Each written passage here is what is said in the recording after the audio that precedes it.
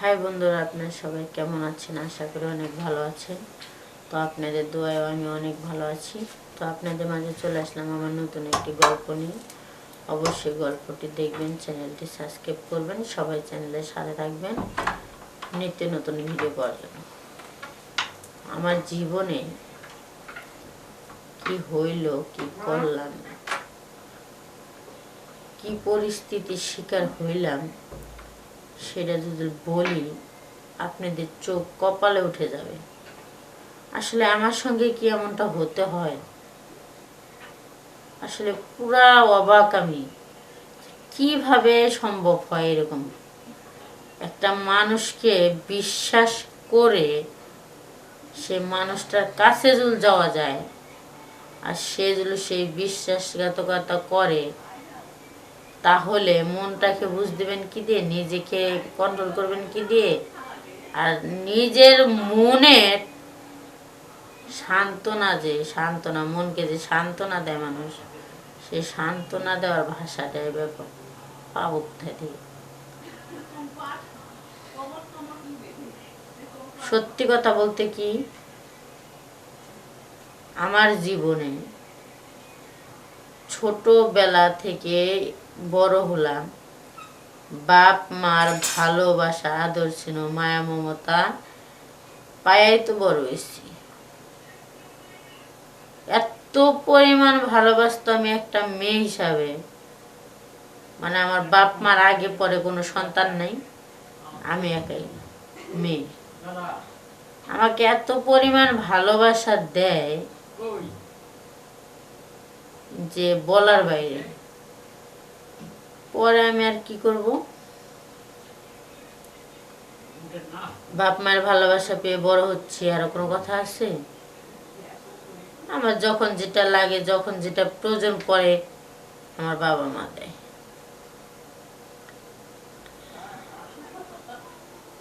তো আমি যখন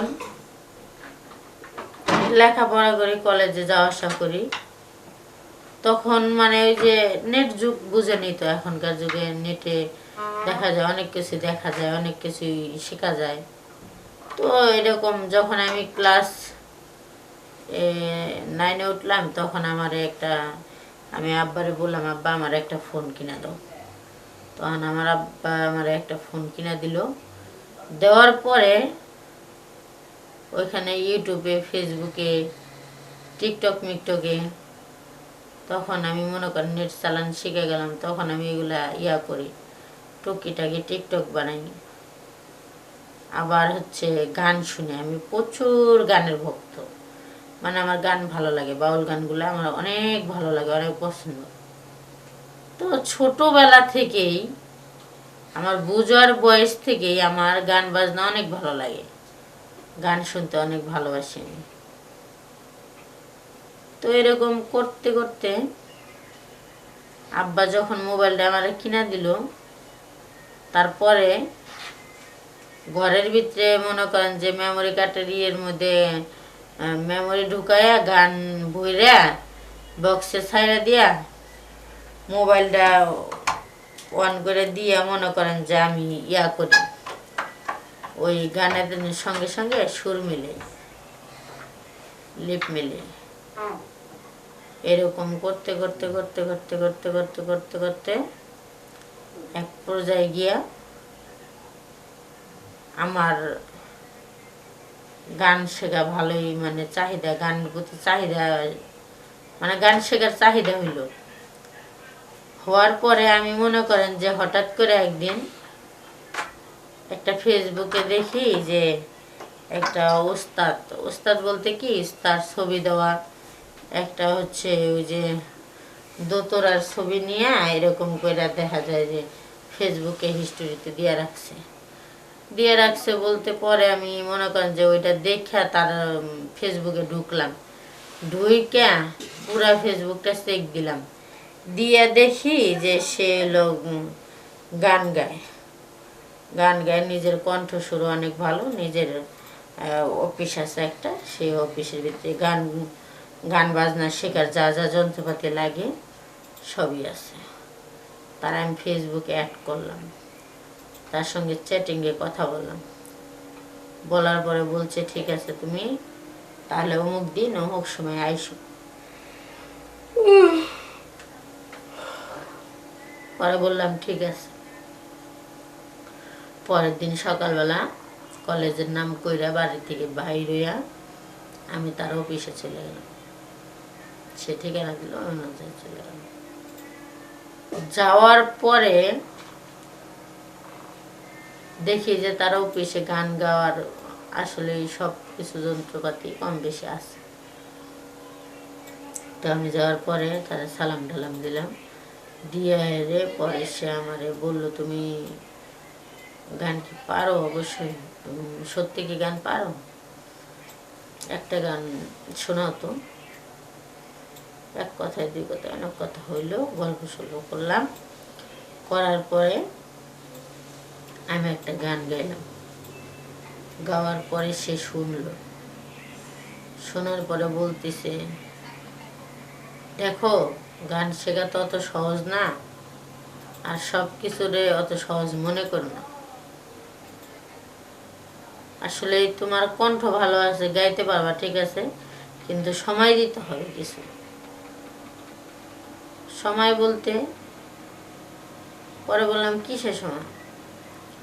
এই যে হারমোনি বাজায় কিভাবে, তবলা বাজায় কিভাবে, ঝুনঝুনি বাজায় কিভাবে, এই গান গাওয়ার সময় তো শরীরে একটা ভাব আনতে হবে, সেই ভাব টানবে কিভাবে, হ্যান ত্যান সাত সমুদ্র অনেক কিছুই বললাম। আরে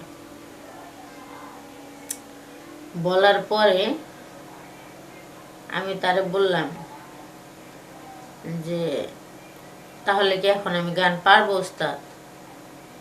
তখন কয় কি হ্যাঁ তুমি পারবা, ইনশাল্লাহ আশা রাখো, পারবা, কখনো হার মানবা না।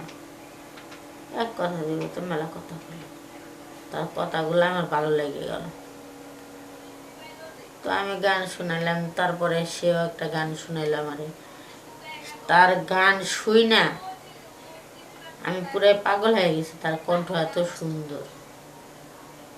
পরের থেকে মনে করেন যে ওস্তাদ আমার যেটা কয়, যেভাবে গান গাইতে কয়, যেটা বাজাইতে কয় ওইটাই বাজাই, আবার যেটা বলে সেটাই শুনি। আমার স্বপ্ন, আমার ভালো লাগা, আমার পছন্দের কাজগুলা আমি মানে একজনের দ্বারা করতে পারতেছি, সে কিছু বললে তো আমার শুনতে হবেই, সেটা স্বাভাবিক। এরকম করতে করতে এক পর্যায়ে সে আমার দুইটা পুরোপুরি গান শিখাই ফেলাইল। দুইটা গান পুরোপুরি শিখে গেলাম। তারপরে ভিত্তিতে বিশ্বাস করবেন কিনা, একদিন আমারে বলে হঠাৎ করে শিলা আজকে অমুক জায়গায় প্রোগ্রাম আছে, যাইতে হইব, তাহলে তুমি কি আসতে পারবা? তোমারও তাহলে তুমিও গান গাইতে পারতা। এটাও একটা শেখা হইল। হ্যাঁ পারবো, সমস্যা নেই, কয়টা বাজে আসতে হবে? তখন সে বলল যে এই কয়টা বাজে এসো। তো আমি ওই কয়টা বাজেই গেলাম রেডিমেডি হয়ে বাসার থেকে। যাওয়ার পরে সে আমারে রাস্তায় দাঁড়াইছে, সে আমার বলতেছে শিলা প্রোগ্রাম যেখানে করবো ওইখানে তো দেখা যায় যে রাত্রে থাকতে হইব, এত রাত্রে তো গান বাজনা শেষ হবো, পরে তারা আসতে পারবো না, তাহলে তুমি কি থাকতে পারবা? কোনো সমস্যা হইব? তখন আমি বললাম না। পরে এক কথায় দুই কথায়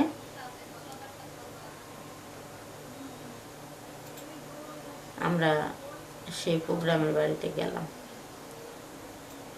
যাওয়ার সময় সে আমার বলতেছে ছিলাম ওইখানে গেলে তো বলবে তুমি কি, জিজ্ঞাসা করবে, তাহলে আমি কি বলবো? আমি বলছি আপনি যেটা ভালো মনে হয় করেন, আর কি করবো। তখন বলতেছে আমি তোমাকে ওয়াইফ পরিচয় দিব, মানে সবাই জানবে তুমি আমার বউ, হ্যান ত্যান সাত সমুদ্রে অনেক কিছু, তোমার তো আমি গান শিখাইতেছি, কত কিছু করতেছি। তাহলে আমার এই উপকারটা তুমি করবা না? ঠিক আছে, আপনি যেটা বলেন সেটাই।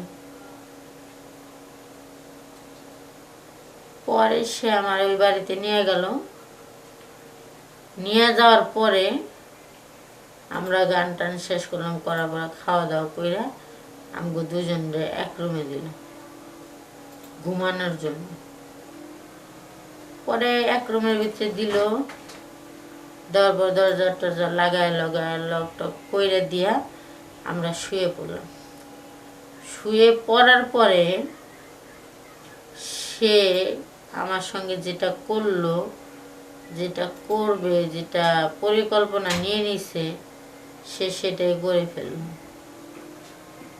সে আমার সাথে জোরাজোরি কইরা মইরা বাদাবাদি কইরা টইরা গান শিখাবে না, হ্যান করবে না, ত্যান করবে না, কত কিছু সাত সমুদ্র বইলা সে আমার সাথে শারীরিক সম্পর্কটা একবারে করেই ফেললো সেই বাড়িতে। আর এমনভাবে করছে যে সাধারণ কোনো মানুষের কানে যদি যায় এই আওয়াজটা কিংবা এরকম ধরনের একটা দেখা যায় যে তখন কিন্তু সমস্যা দাঁড়াবে, বিপদ হবে। আমি আর কিছু বললাম না। যে উনি যেভাবে শারীরিক সম্পর্ক করছে, যার বাড়ি ওই ভাবি ভাই মানে ভাবিও বুঝতে পারছে, ভাইও জানে। পরে দেখা যায় যে তারা বুঝলো, বোঝার পরে আর ওই সময় রাত্রে তো আর কিছু বলে নেই। সকালে যখন আমি ঘুম থেকে উঠি,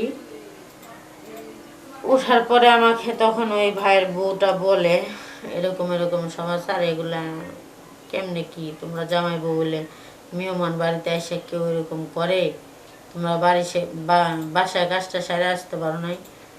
আমি হলে তো এরকম জীবনও করতাম না, হ্যান ত্যান সাত সমুদ্র অনেক কিছু বললো।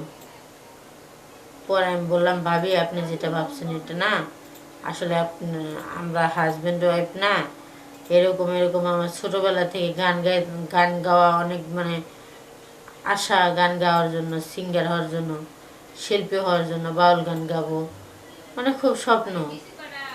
তো উনি গান গায়, শিল্পী যেহেতু, ওনার কথা মতো চইল্লা মইল্লা দেখা যায় কথা শুই না, আমি শিল্পী হইতে চাইছিলাম। তো উনি এখন আপনার বাসায় আমারে আইনা শিল্পী বানান তো দূরে থাক, বিএপি শিল্পী বানাই দিল। এমনভাবে শারীরিক সম্পর্ক করলো যে আমার অবস্থা খুবই খারাপ। এক কথায় দুই কথা মেলা কথা কোয়ার পরে সে আমারে বলতেছে এই কথা যেন আর ভুলেও না কই কোনো জায়গায়, তাহলে তার সংসার ভাঙবে। তার কথা মতো আমি শুনলাম, শুনে নিজের মতো নিজেই চুপচাপ থাকলাম। থাকার পরে সেই উস্তাদ আমার বলে যে তোমার আর গান শিখাবো না, তোমার গান শিখতে হবে না, তোমার মনে স্বপ্ন মনে নিয়ে ঘুমাও। স্বপ্ন পূর্ণ করতে গেলে এর থেকে আরো বড় ধরনের কাজ করতে হয়, সেগুলো হজম করতে হইব। তুমি তো কোনোটাই পারো না, কোনটাই পারবা না, তোমাকে দিয়ে আমার কিচ্ছু হবে না, অযথা খেলে আমার কষ্ট করে বৃথা যাবে। এক কথা দুই কথা মেলা কথা, কথা কাটাকাটি হওয়ার পরে সে তার মতো সে চলে গেল তার বাড়িতে, আমার মতো আমি আমার বাড়িতে চলে আসলাম। তাহলে দেখেন শিল্পী হওয়ার স্বপ্নটা আমার ভিতরে কত বড় একটা বাসা বাঁধছিল। আসলে অবশেষে শিল্পী তো হইতে পারলাম না, হইলাম কলঙ্কিনী শিল্পী, কলঙ্কিনী মালা গলায় পরাই নিলাম। এরকম করেই মনে করেন যে আমার স্বপ্নটাকে আমি ভাঙ্গিয়া চুইরা চুরমাচার করে দিলাম ওস্তাদের লেগে। আমার জীবনে কি হইল আর কি ঘটলো, কি পরিস্থিতির শিকার হইলাম আপনাদের মাঝে তো বললাম, শুনতে তো পারলেন। কোনো মানুষকে কোনো দিন নিজের স্বপ্নের কথা পুরাপুরি ভাবে ক্লিয়ার করে বলবেন না, আকার ইঙ্গিতে বুঝাবেন, তারে সময় দিবেন বেশি, স্বপ্নটা পূর্ণ করতে হবে কিভাবে সেইভাবে ধান্দা করবেন বেশি।